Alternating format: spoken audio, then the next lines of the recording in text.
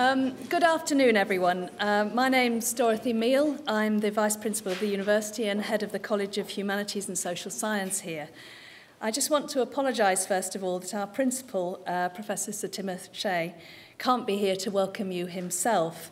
But perhaps it's very fitting, as we're celebrating US-UK relations, that he's currently in the US attending an event with President Barack Obama.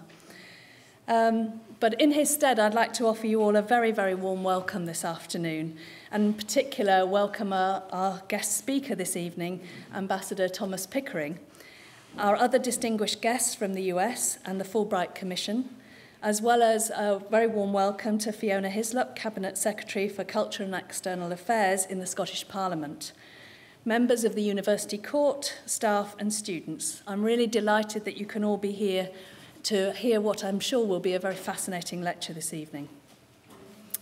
The University of Edinburgh has a very long history of close relationships with North America. Indeed, 2 of our graduates are said to have signed the Declaration of Independence, and Thomas Jefferson sent one of his sons to study here.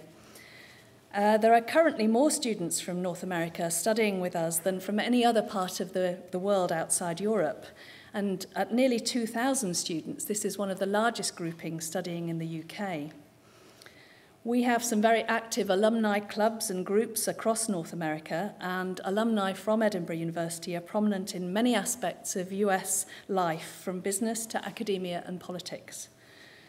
One of our key links with the US has been through the activities of the Fulbright Commission. And since its founding in 1948, it's used programs of educational exchange between the US and the UK to foster cultural understanding between our nations. Tens of thousands of US and UK citizens have taken up the wonderful opportunity of studying on these exchange programs over the years since they were established.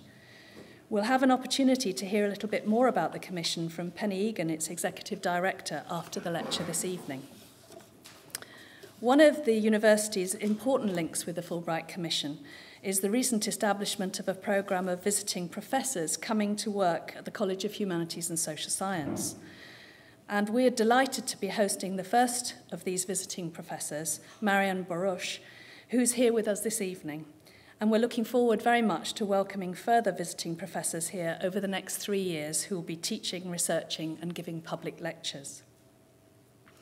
Last year, the Fulbright Commission inaugurated a new series of annual lectures in the UK to be given by a highly respected US citizen on an aspect of international relations. The inaugural Fulbright lecture took place in Oxford last year, and from this year on, for the next 3 years, these Fulbright lectures will be presented at 3 UK institutions: Pembroke College, Oxford, King's College, London, and here at the University of Edinburgh. So turning now to our lecturer tonight, Ambassador Thomas Pickering has a distinguished military and state office career. He attended Bowdoin College for his undergraduate studies and moved to the Fletcher School at Tufts University, where he gained his MA.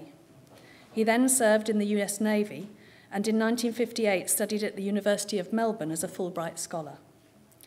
On his return to the US, he entered the Foreign Service and has served as US ambassador to 6 countries, including Russia, India, and Israel. He's also served as his country's ambassador to the United Nations.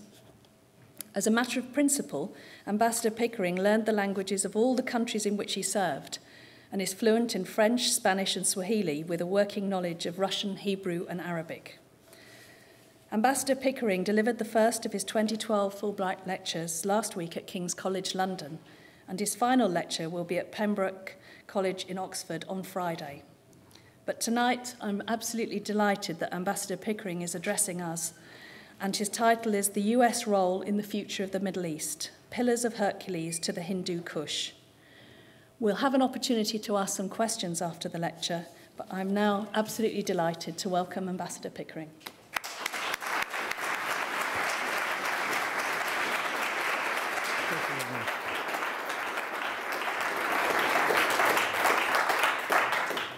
Thank you all very much, and thank you for being here. Thank you, Professor Dorothy Miel, for your very kind and very generous introduction, and for the opportunity for me to be in Edinburgh once again. I come from a part of the United States which has been very heavily influenced by people from this part of the world, from Scotland. Engineers and entrepreneurs helped in settling the east coast of the United States and developing our industry and our water power and much more, as you have all around the world. And indeed, I remember in Lagos, Nigeria, on a very hot day, going to St. Andrew's night with everybody dressed as they would be in Scotland and dancing up a storm, all melting on the pavement. It was quite an interesting opportunity to see, in fact, how closely knit you from this country are and how closely tied you are together and the importance of Scotland to you and to your lives. My sense is that this particular university carries with it a great deal of influence around the world, and a reminder that two signers of the Declaration of Independence came from Edinburgh is important for us all. I would like also to say just a few words about the Fulbright Commission and indeed the importance of Fulbrights and the importance of Senator J. William Fulbright, who played an enormous role in American foreign policy. He was, for a very long time, chairman of the Senate committee. And in the United States, all treaties and indeed all diplomatic appointments have to be passed through that committee. And so he played a significant role in helping to shape and indeed to order American foreign policy. One of his ideas was the Fulbright scholarships, in which money left over from the debts of the Second World War would be put to exchange programs, and Britain was one of the early joiners in this particular process.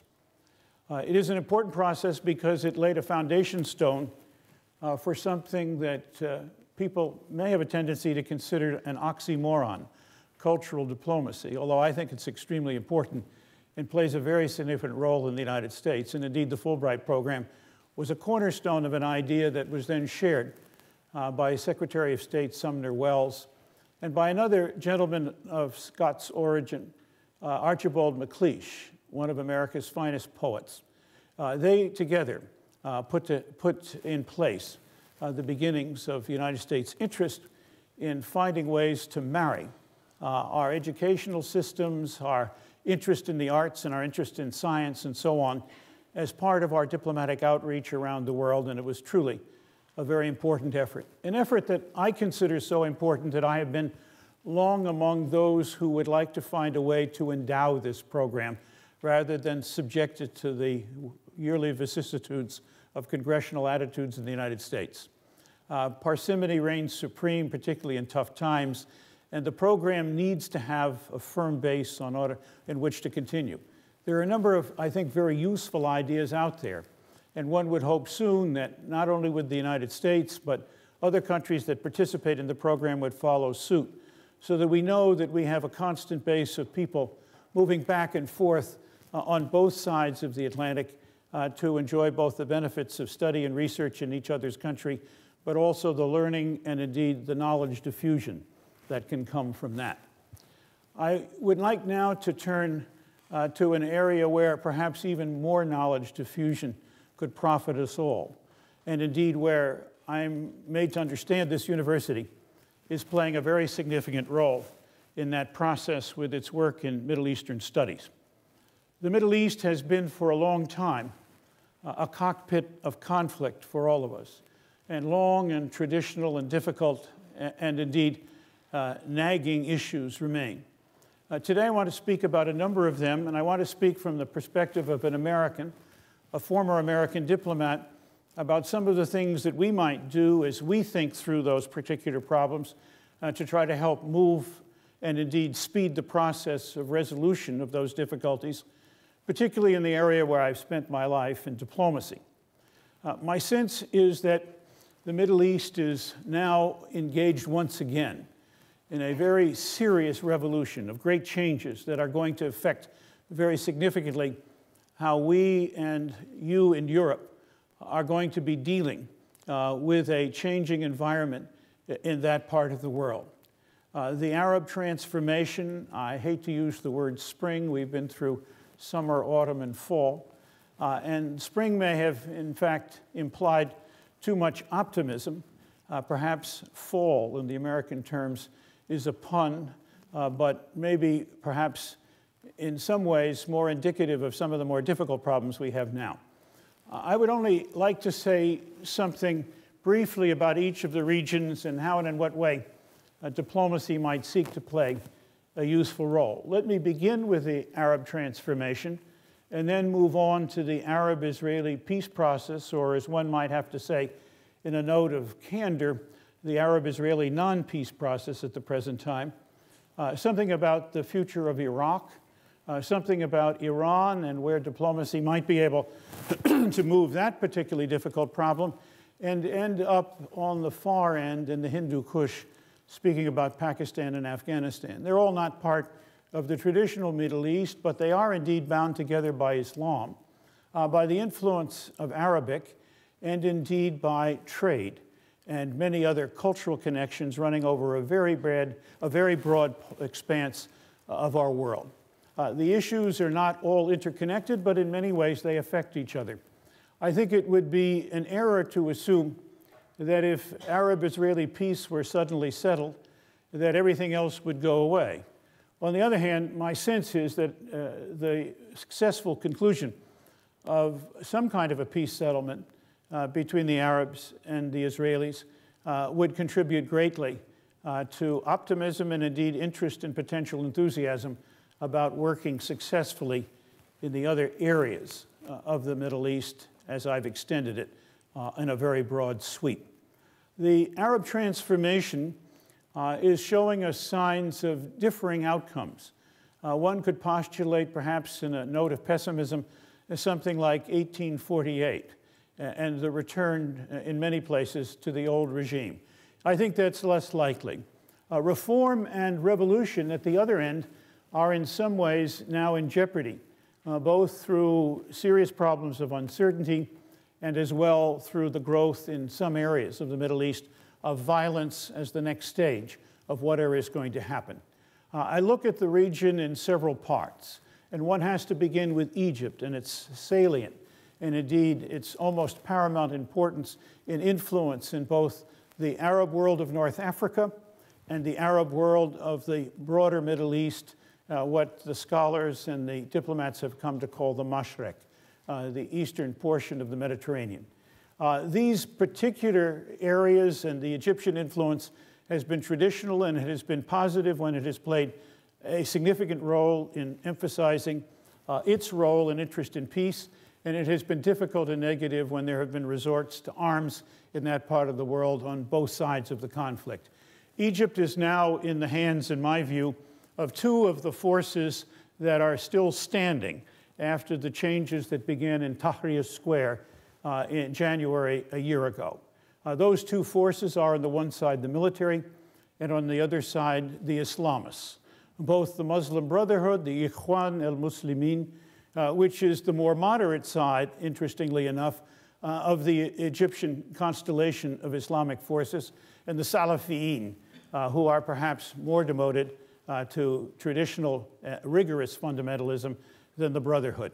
On the military side, it seems to me their interests in dealing with the problem with two perspectives. One, a somewhat deep hesitancy to try to govern, in part coming out of the past in the sense that they are, for the moment, still very, very much a popular form of an expression of Egyptian nationalism. They don't wish to jeopardize that. But there are a number of questions that they wish to protect themselves on. For the higher-ups, it's certainly immunity for past actions, and indeed their ability to continue to participate in a wide number of business ventures, which in fact had been part and parcel of the Mubarak regime. On the other side, it seems to me very clear that ordinary Egyptians conscripted into the army are extremely reluctant, happily, to fire on their own citizens, short, obviously, of being fired upon by them. These have set a construct, then, for the movement of the process into the political sphere, as opposed to a contentious civil war type atmosphere. On the Muslim Brotherhood side, and indeed among the Salafiyin, there is a strong sense that Egypt ought to return a little more to its fundamental Islamic principles, and perhaps the adoption of some or all of the Sharia as part of the legal system for the future of the country. In the meantime, those who are in the more extreme group, who wish to go back to the 7th and 8th century, are challenged, as indeed the moderates are, by finding a way to adapt and adopt traditional Islamic views to running a modern and indeed very challenging and very complex and very difficult country. Where they will come out, we do not know. Fundamentally important will be the presidential elections. There are a number of candidates. It is not yet clear, in my own view, how and in what way they will result in dealing with the future of Egypt.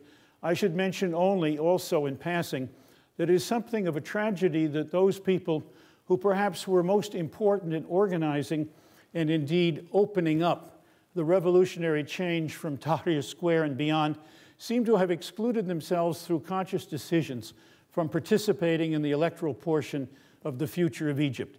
And indeed, perhaps they eschewed public notoriety as leaders, in part to protect themselves from the security forces who had a violent reputation in the past, in part because among themselves they were not interested in or were not able to choose who might actually stand on behalf of their ideas and their parties for a political future in the leadership of Egypt. This is an interesting point and a difficult phenomenon, but one we may see also emerge in other places in the Middle East, where the dangers of too early declaration of leadership for change are still very heavily punished by existing regimes. The next set, obviously, of countries that we should look at, I leave Tunisia aside because Tunisia shows every evidence of emerging, interestingly enough, as a modern and quite progressive democracy with the ability to change governments. We will have to see, obviously, where that goes. The other groupings that one might look at very briefly in the Arab transformation include the traditional monarchies, who, through a combination of extreme wealth and indeed an ability to move very slowly, but perhaps in some ways a little bit ahead, are in fact trying to deal with their own populations and with some of the difficulties that they have inside. Saudi Arabia particularly has got to deal with a significant, but not dominant in any way at all, Shia minority in the eastern part of the country. The United Arab Emirates, Qatar, Bahrain is an exception, and I'll get to them in a minute. Oman are all in this group. A second set of those where violence has played a much more significant role: Syria, Yemen, certainly Libya. Libya is on its own course. Whether, in fact, it will emerge with a common government above and beyond the tribal rivalries that now plague the country is a very uncertain proposition.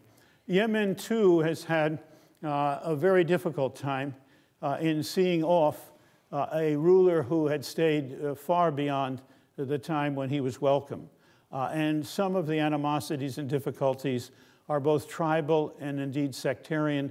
There are Shia-Sunni differences in Yemen.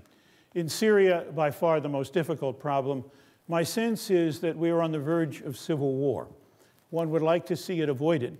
On the other hand, the dominance of the traditional family of Assad and the Alawite group, the Alawite sect, the group that controls 12% roughly, is 12% roughly of the population, remains a very difficult problem. Former Secretary General Kofi Annan has led a valiant effort to see whether, in fact, a negotiated approach to the ending of the Assad regime and the emergence, if one call it, popular democracy might take place. So far, the proffers of electoral change have not been accepted. The opposition, which is made up in part of Syrian soldiers that have gone over and become part of their armed wing, and many others in the Sunni, and then among some of the other minority groups in Syria, are in a position where they continue to suffer on a regular basis serious violence from the government in their every effort to demonstrate their interest in following a new and different course. And increasingly, the process is becoming violent and radicalized. And I wish I could be more optimistic, but I see no easy path through for that. Finally, Jordan and Morocco, who are on the differing positions with respect to where things can go. Morocco has introduced some serious reforms and shows a very good chance of having, in effect, a monarchy which can accommodate to political change and a more democratic approach.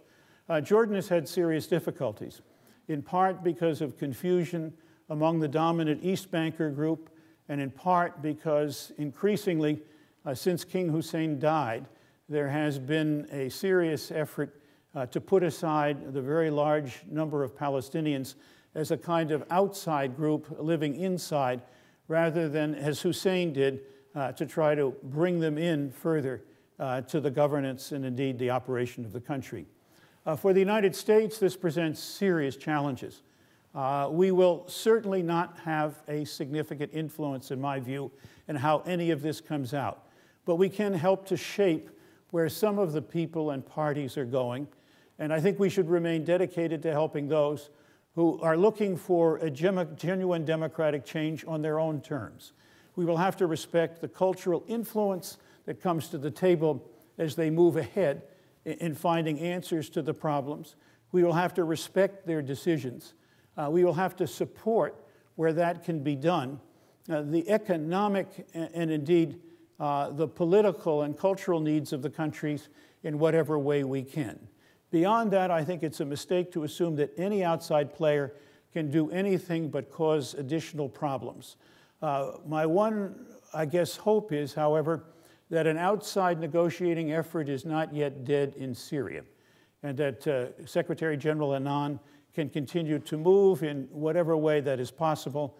He now has an opportunity, with the Russians and Chinese having vetoed the resolution to bring tougher sanctions against President Bashar Assad and his regime, to say to them, well, you failed to take the appropriate action, you supported the Syrian regime, now you have to help me deal with them. This is as much your problem as it is mine. I don't know that they will be significantly influenced by that, but there are some signs, particularly among the Russians, that they're moving in that direction. So let me turn from one set of problems, which is very much on the move and very much part of the change that is currently going on, to another set of problems that has been intractable for 60 years, the Arab-Israeli peace question. It has remarkably reflected the long-standing differences. We have a tendency to forget that Jordan and Egypt both have peace treaties with Israel.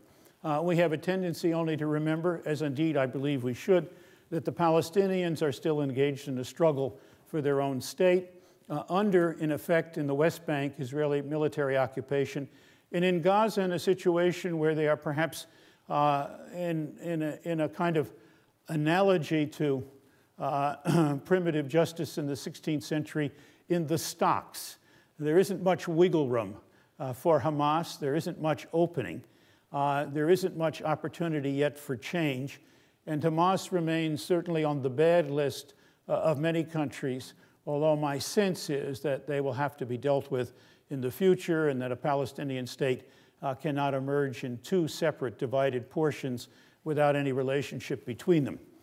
My feeling is that with an American electoral year now heavily upon us, there will be little done for the period until November to try effectively to deal with the peace process in the Middle East. And I regret this because I'm a proponent in this issue of the bicycle principle, the principle that if you're not rolling forward, you're falling down, and that it's a dangerous situation to depend on the status quo to maintain itself. And it will be important for the United States and its friends in the EU, in Russia, and in the United Nations, which make up something called the Quartet, to continue to keep their eye on this particular problem and to encourage it. I am, interestingly enough, not dismayed by the fact that Prime Minister Netanyahu in Israel has emerged with a margin of 94 out of 120 votes in the Israeli parliament, the Knesset. It gives him an opportunity to do several things he hadn't before. The real question on my mind is, will he act any differently in the future than he has in the past? And I have to tell you, I have some deep concerns about that. But nevertheless, with such a large margin, he will now have the opportunity to face the question of talks and indeed of a negotiated solution with more backing than he ever had before. On the other hand, if he still is keeping his eye on his extreme right, to which, unfortunately, Israeli voters tend to cleave at times of uncertainty, then there will be more problems. My feeling is that domestic issues tend to dominate the feelings of both sides, and the split among Palestinians that I spoke to you about earlier between Hamas and those that have come out of al-Fatah on the West Bank remains a severe and difficult problem, even though they're engaged in talks to bring themselves together. The problem of getting to the table will, I hope, be something that the quartet could mobilize itself to deal with, particularly following the American elections. In the meantime, I think it is also useful to think about the contours of a future agreement. My sense is that among 4 or 5 major problems, there are serious ways forward which are fair and equitable. On the borders, I certainly think that President Obama's declaration that he would support borders based on the 1967 line, the line that in fact defined the truce arrangements between Israel and its Arab neighbors in 1948, is very important, with the opportunity for swaps of territory on an equal basis, and perhaps including a territorial concession by Israel that would allow for a road and perhaps communications channels between the West Bank and Gaza, not either splitting Israel by the use of what I would call effective engineering, but nevertheless one that would permit people to go back and forth relatively freely between the 2 portions of what we hope will be the future state of Palestine, while people move back and forth across and up and down Israel without let or hindrance in respect of their own freedom of movement. This would all help a great deal. Other things that might be done would have to be, in fact, after the swaps have been concluded, those Israeli settlers that remain in Palestine would either have to decide to return to Israel, or a negotiated arrangement between Palestine and Israel would have to be worked out to provide for their future in ways that were mutually acceptable, which I find hard to believe. But I have Palestinian friends who seem to be generous in offering them residence in the state of Palestine, but obviously under Palestinian law.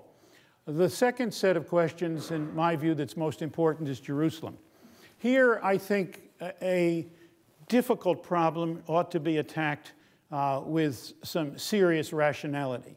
That within Jerusalem, the Arab neighborhoods, which are pretty much uniquely Arab, and the Jewish neighborhoods, which are pretty much uniquely Jewish, should be divided between the 2 states. On the other hand, and it may seem unusual, I would still like to see Jerusalem administered jointly as the united capital of both states, with common services at least provided as they are now under the Israeli administration as a joint endeavor. And one would not, I think, require too much of a stretch of the imagination to see how cooperative arrangements and indeed city councils might be configured to reflect that set of arrangements. The old city, the central portion of Jerusalem within the walls, is particularly difficult. And there, I believe that there needs to be a fundamental agreement that provides free access to all adherents of their religion to the places of religious importance to them. And I don't believe that that's necessarily an insuperable problem. The third question has to do with refugees. My own sense is that Palestinians who left what is now Israel in 1948, a declining number and not effectively, unless medical miracles occur, of reproducible age, could return to Israel, but without the necessity, obviously, of giving them their old properties back. Perhaps they could enjoy some compensation. But alternatives ought to be provided to them, either to go to the new state of Palestine or internationally at the invitation of many states, and I believe many are ready to welcome them, that these refugees could finally settle in a place overseas with suitable compensation. Those that might return to Israel ought to be able to have at least a limited right of family reunion, but strictly controlled so that, in fact, the Israelis will have confidence that a number of Palestinians returning to their own state will not upset the balance that now exists of roughly 17% Arabs in Israel. And I believe that that's an entirely feasible proposition. I think that there are 2 other questions that we ought to look at with some, I think, hope and equanimity. One of those has to do with security. Will there be, in fact, an arrangement for the security of both sides under a peace agreement. I believe that that, of course, lies first in the hands of Israelis and Palestinians. But secondly, I believe and have believed for a long time that third countries, including my own, maybe NATO, could help to provide a serious and very significant presence in the region to do things that would help evolve further confidence about security, assisting in solving problems that might arise with respect to security differences, dealing with things like early warning, supporting arrangements that would be mutually acceptable for border crossings and so on. These are primary questions on both sides, and they will both need help. And then finally, one that we tend to overlook, but I think is extremely important in that part of the world, water. We now have the technological capacity to provide the parties to agreements, and indeed their neighbors who share, in fact, their traditional watersheds, the opportunity for desalination to become, in fact, a source of adequate water for them all. And an opportunity, my hope, would be to arrange it so, in fact, that a certainty of source can help build an efficiency of distribution and use in that part of the world, where indeed respect for water and water rights and indeed real conservation of water use has played a major role in Israel's development and can and ought to inform the development not only in the new state of Palestine, but perhaps in Jordan and other places. So the interconnectedness could be part of a positive effort to pull the region together. Those are all interesting ideas. They've been around for a long time. They will provide plenty of room to negotiate. My feeling is that sooner rather than later, these ideas ought to be part of an effort with the parties to say, look, here's an outline. Why don't you try to work within this outline? We will support your negotiations to make it happen. We will not support positions on either side that take you so far out of the outline as to be impractical and unacceptable. But in the end, the result has to be yours. And I feel something like this is needed to encourage the parties who have a great tendency when they get together to find good ways to talk, but little ways to find agreement to move the process ahead. Let me now move on to Iraq, where the United States has had a miserable experience in substituting the use of military force for diplomacy in an effort to try to deal with problems, and where, in fact, we left this year, but with a legacy of continued problems and difficulties. Our combat forces are out. We have a very large diplomatic and civilian presence to continue to work with Iraqis. Iraq is stumbling along, but there are, in my humble opinion, still 4 major issues that could lead to disruption and indeed potentially conflict in Iraq if we're not careful. These are issues that are in many ways, with the exception of the last one, and I'll outline them for you in a minute, issues that are peculiar and significantly for Iraqis to settle.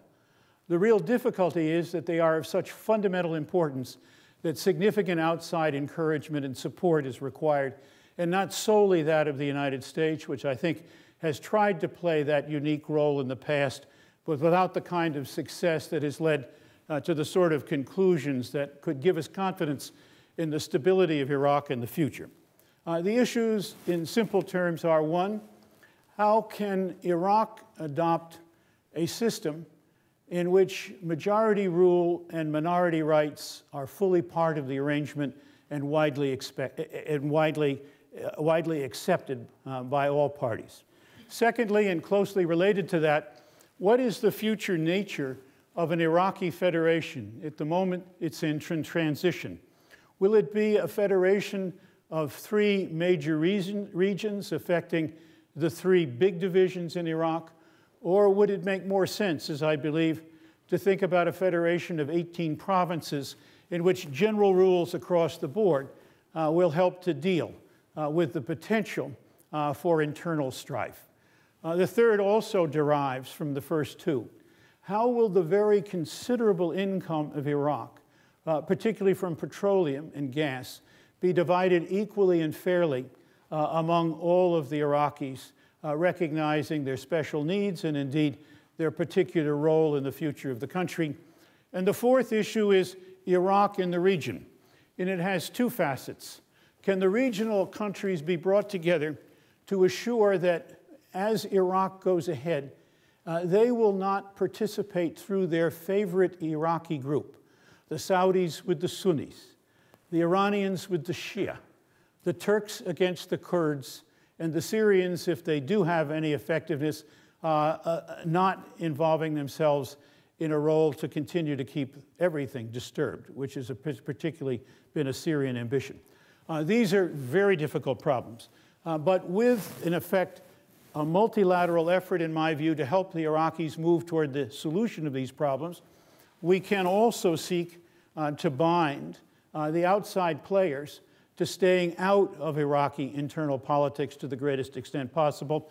And then there would be a second facet of this, some definition of Iraq's future role in the region, in security, in trade and commerce, in its economic role, and those kinds of things, helping to bring together the Gulf Cooperation Council, which currently exists, with some of the states in the northern ring of the Arab world as a way to find among themselves a future in which ideas and indeed activities are defined and clear.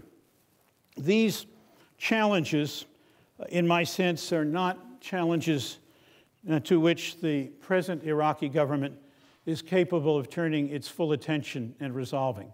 And so, as I said earlier, some outside help, I think, is necessary.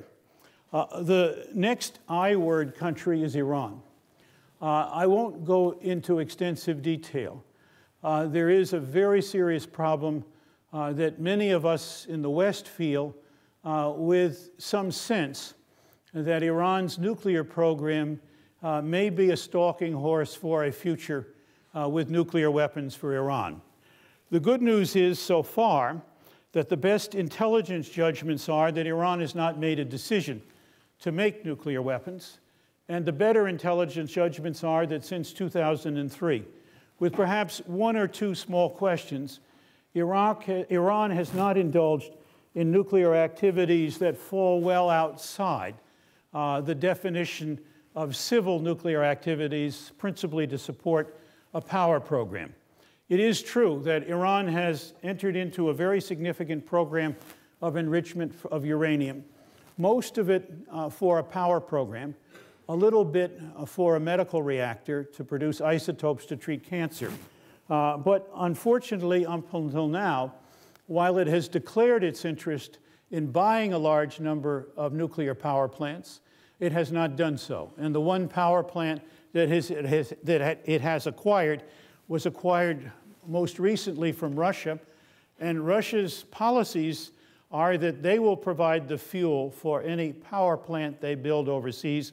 And happily, they will take back to Russia the used fuel, the spent fuel, because as you know, the irradiation of uranium fuel for the production of electrical power produces as a byproduct in the fuel plutonium, which when separated is a readily usable nuclear weapons material. Negotiations have begun again with Iran.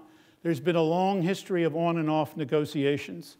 On the 14th of April, what was, I think, a guardedly successful meeting was importantly the progenitor of a new set of discussions which will take place in Baghdad on the 23rd of this month with continuing context.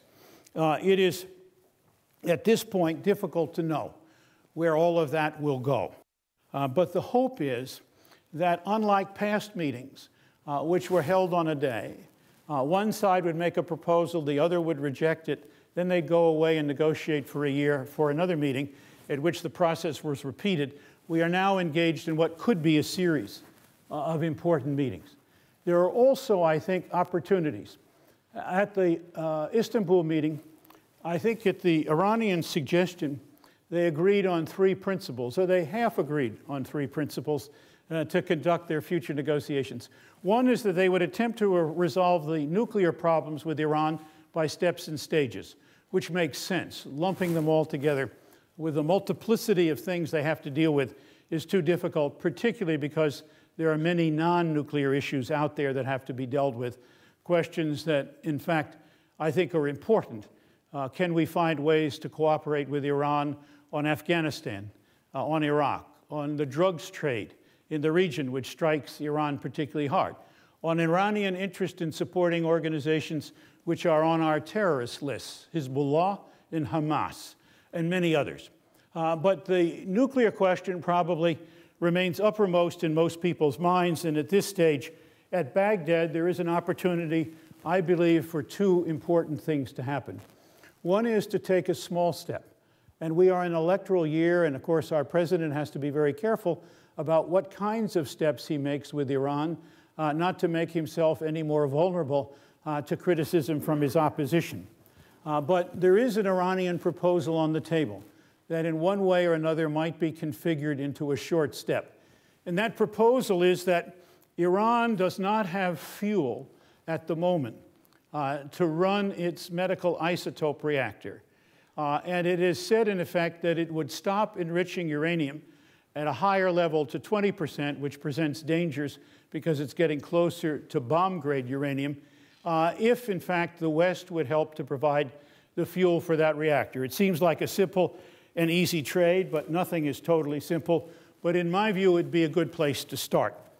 A second and important piece would be to define in the longer term a central arrangement between Iran and the West, under which Iran would accept and indeed build into its own arrangements the kind of transparency for the International Atomic Energy Agency which could provide a safe and secure monitoring arrangement for Iranian activities in the nuclear area in the future, while at the same time the West would come around to something that it has been loath to address, but increasingly now is showing signs of becoming more flexible about, that the end state of the Iranian nuclear program would include an area for enrichment for civil activities, but limited to civil activities, which in fact would meet what the Iranians have said pretty convincingly are their major objectives.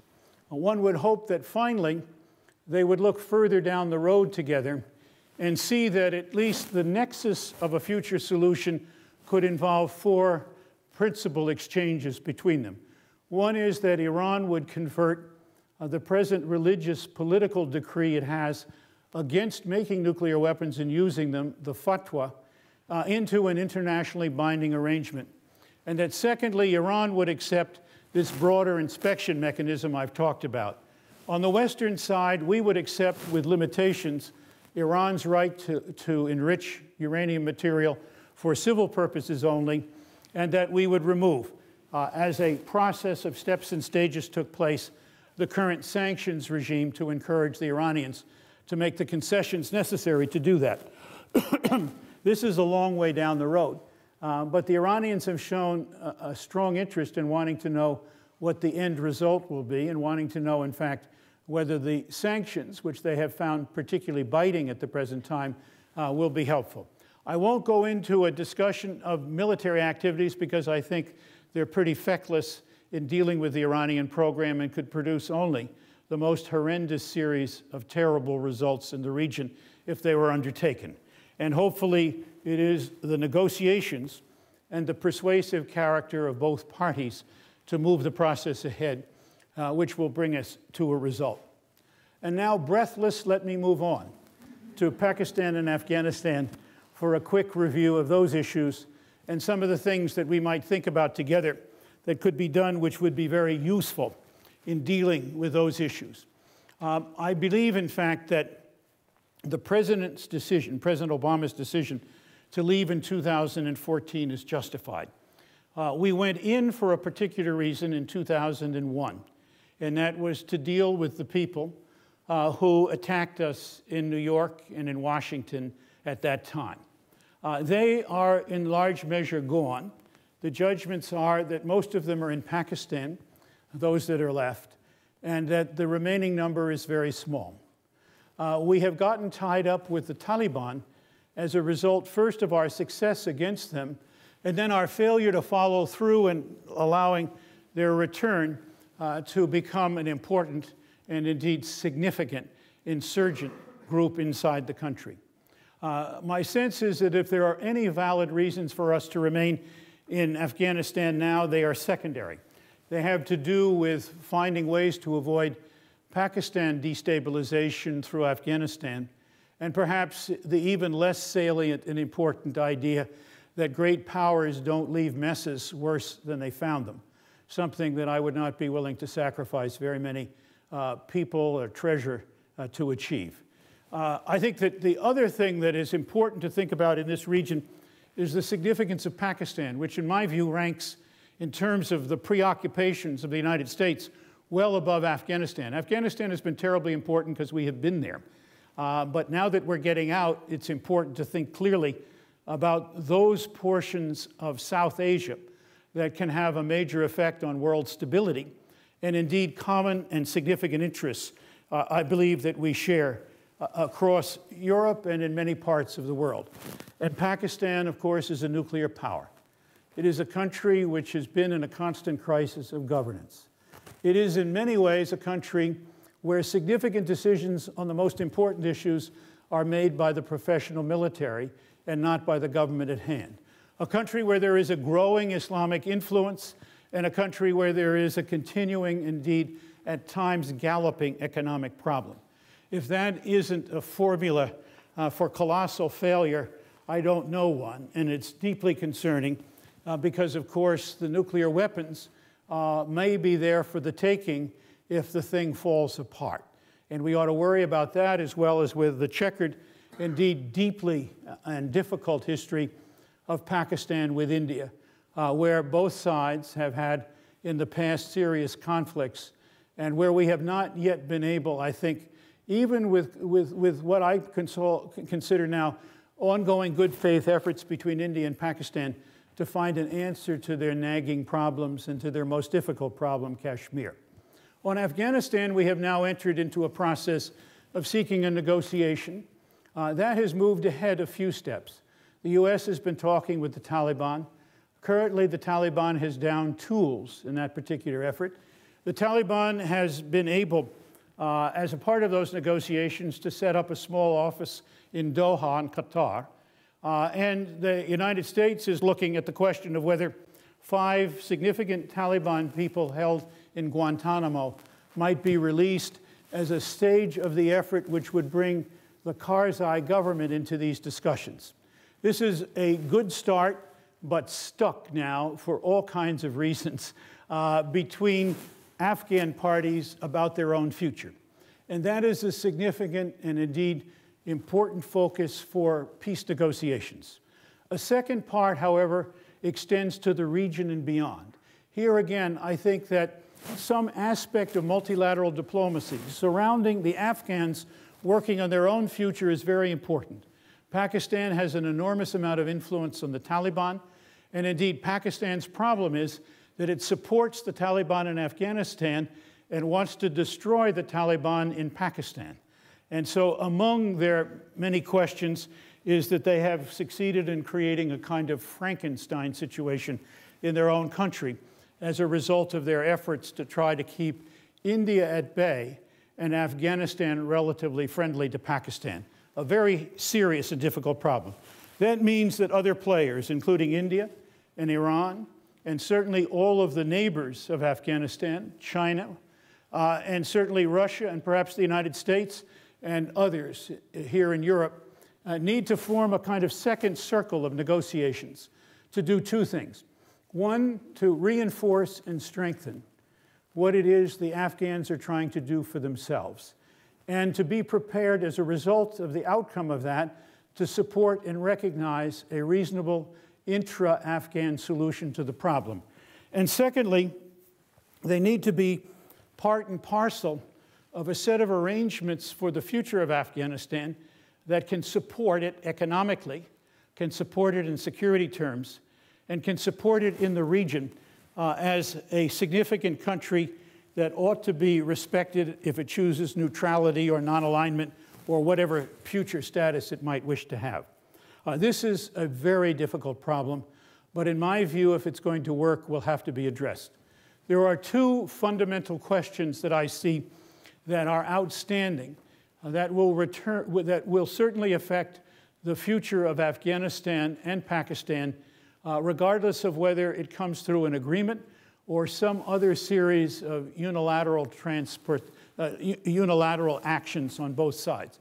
One of those is the question of whether Afghan forces adhering to the present government, in the absence of combat forces from the alliance and the United States, can maintain security in a significant portion of the country against Taliban attacks. I don't know the answer to that. There are optimists and pessimists on that particular question. And the second question is, can Pakistan and Afghanistan, in a negotiating nexus, find a future set of relationships which is mutually respectful and mutually desired on both sides? There, I think that that's entirely possible. But it is very important because they have a great deal of common interest and they have a great deal that divides them at the present time. But without settling those two questions one way or another, a negotiation remains very problematic. Let me conclude by just a few statements. One is that it appears to me that there is a huge and significant role for diplomacy from all sides to play in working out the problems in this region, certainly as much or more as we have seen. Secondly, we have seen the use of military force, and it doesn't substitute very well for diplomacy. In fact, it tends to create, at the end of the day, very significant problems about how and in what way these countries, once through the fighting period, are going to recover, find their own governments, and move themselves ahead. And we have no really solid answers to that problem except to help them on their way. The next question is that grand bargains in the main, that is, taking all the factors and seeing if you can find a way to balance between them, are probably diplomatically much harder to do than moving step by step through a process and building confidence as you go. I think there is a huge role in the region for regional players to support and indeed become part of an effort which the countries themselves have trouble finding answers to, and players from outside the region. And there will be a continued need for support and help in that particularly difficult part of the countries, of the region, I'm sorry. I think that probably at no time since either the Congress of Vienna in 1815 or the negotiation of the Versailles Treaty in 1919 have we had a wider range of diplomatic challenges and a more significant set of questions to address. It is my hope that we will see that these challenges ought to be addressed and that they can be, and that there are ways ahead. So thank you for your time and attention, and I look forward to your questions.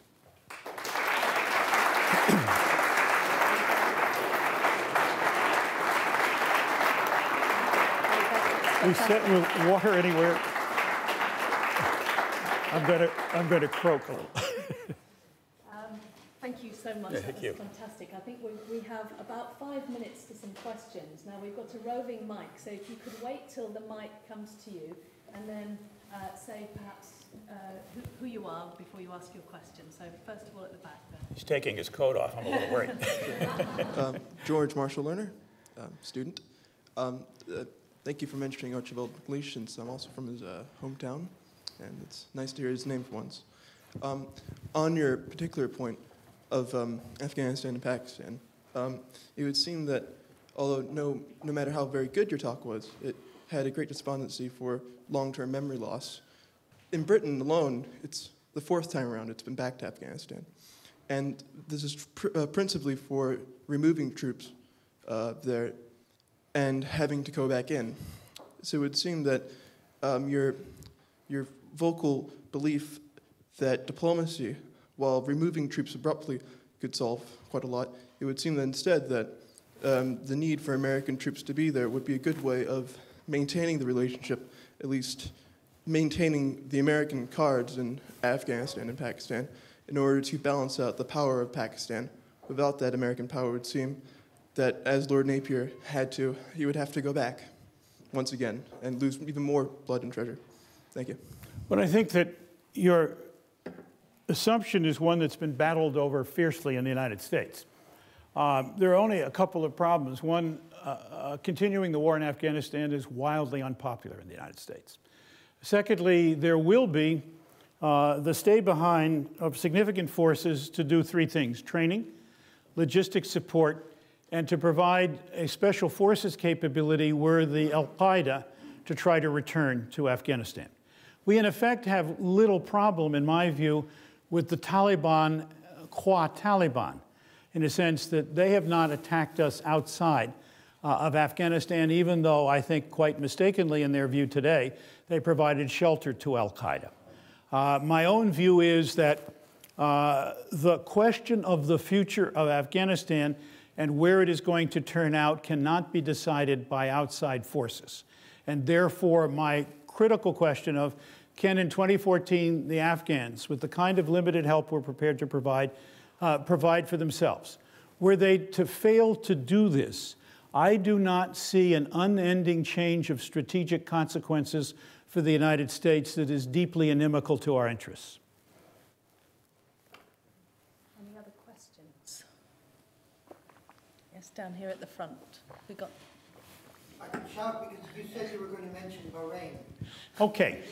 Bahrain is in the nexus with Yemen, Libya, and Syria, in a sense that the Bahrainis, with a very strong Shia population, have used fairly extensive force and continue to do so to try to regulate the answer and keep the regime in power. My own feeling is that we may be beyond the possibility of either convincing the Bahraini monarchy to open the doors to further Shia participation, or to getting the Shia to accept a kind of reasonable, but probable, and potentially useful role in the political construct. And I'm very concerned that you'll have more violence and an unending problem between them, and an opening for Iran, which is very attached to Shiism, particularly when it can play in Arab backyards, to dealing with that particular problem. So I see no easy answer. Yes, one over here.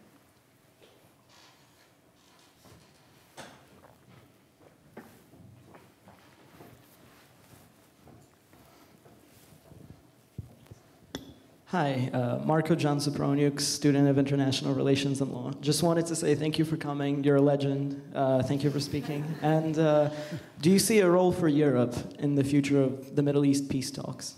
Yeah, I do. I think a very serious one. I made a major point of saying that the EU is a quarter of the quartet. That the EU has traditionally, with respect to the Palestinians, had the attitude, and maybe quite correctly, although we have not been absent, that we pay, you play. And we need to get over that hump.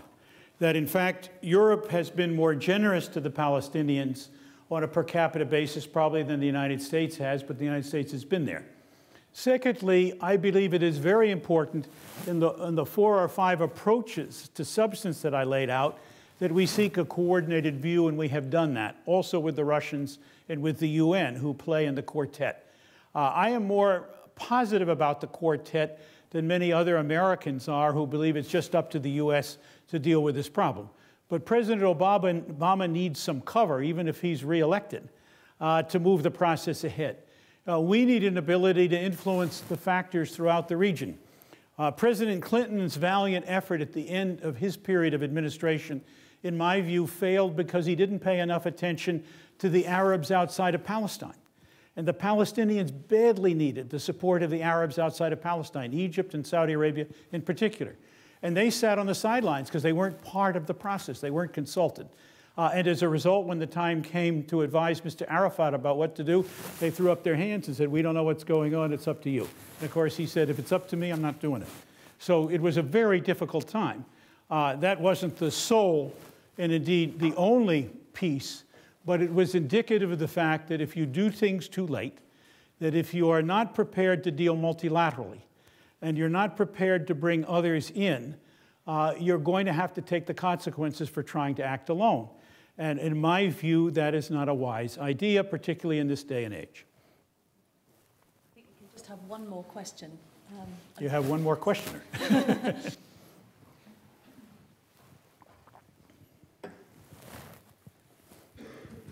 Hi, Paula Sinclair. I'm actually a former Foreign Service officer. Do you see diplomacy being put on the back burner for the next 6 months during the election campaign? And also talking about unilateral action, what do you see the prospects of Israel taking unilateral action against Iran? On the latter, I see the opening of a serious debate now for the last 3 or 4 weeks in Israel.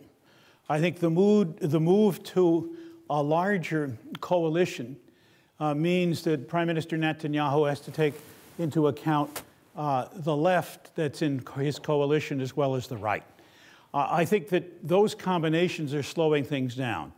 It was my deep concern that when he called a snap election before he agreed to the broad coalition, that the snap election would be an effort to try to build his strength so that he could use military force. That may be the effect of the coalition, although that's much less clear. And hopefully it will hold things back. I do see a great tendency in terms of diplomacy on the part of the United States, particularly where it affects Israel, to go to ground in the election year. And the election year, in my view, unfortunately began the day after President Obama was elected, not just this year. And so there's been a very difficult effort. I think it was a mistake to work on settlements, despite the fact that I totally agree with the policy. But I think we should have begun work very early on the borders and let the settlements fall in or out, depending upon where they come, and do what you could to slow them down, but to really try to work on the harder things. So that part of it is, I think, very difficult now. What was the first part of your question? Stalemate, I do, yeah. I think a stalemate is a very hard thing to deal with, it's very hard to control. Good. Well, thank you very much. Thanks.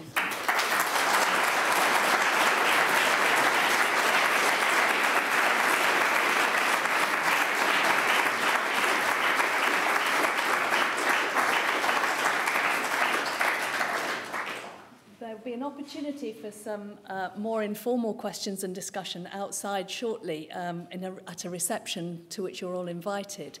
I just want to thank Ambassador Pickering and the Fulbright Commission for such a wonderful lecture this evening, for choosing us such a fantastic legend of a first lecturer, and for such a wise and wide-ranging lecture. Something I think that works so well for the Fulbright Commission's aims for bringing mutual understanding and cultural exchange between countries, to hear about the importance of diplomacy and negotiation. It's a wonderful first lecture for us to have. Just before we finish and go into our reception, I'm going to invite Penny Egan to come and talk to us just very briefly a little bit more about the Fulbright Commission and set this lecture in context for us.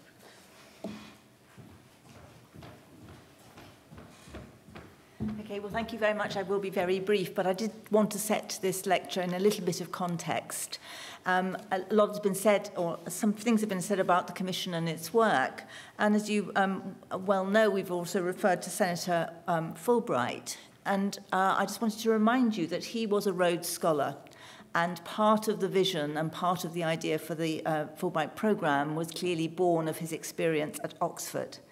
And so the idea for this lecture series was born in Oxford at Pembroke College, where he studied. And our contribution has been to say we want to extend the opportunity to bring eminent speakers into the UK to share some of the thinking around cultural diplomacy and beyond into this three-lecture opportunity. We hope to raise the profile of the Fulbright programme. It's so well known in the States, pretty well known here, but we'd like it to be better known. And so we wanted to, the vision of Senator Fulbright really was to create a peaceful and prosperous world. And that, he felt, could only be done if you could spend a significant part of your time in another country and get really under the skin of that culture. And therefore, in a way, the vehicle became academic exchange. We continue to be able to do that. And I'm hugely pleased to see the Minister here today, because Only relatively recently has Scotland really fully come into the programme insofar as we have some money from the Scottish Government, and we've been really working hard up here to develop the programme. It's thrilling to have not only Edinburgh University but other universities here in partnership with us, and that means that we can have more American Fulbright scholars coming in, and obviously we're very keen that Scottish students and academics engage with the programme as well. So thank you very much to the Scottish Government. Thank you very much to Edinburgh University. Thank you to the Lois Roth Foundation for supporting this and for the American Embassy. And that's all I really wanted to say. And thank you very much for coming.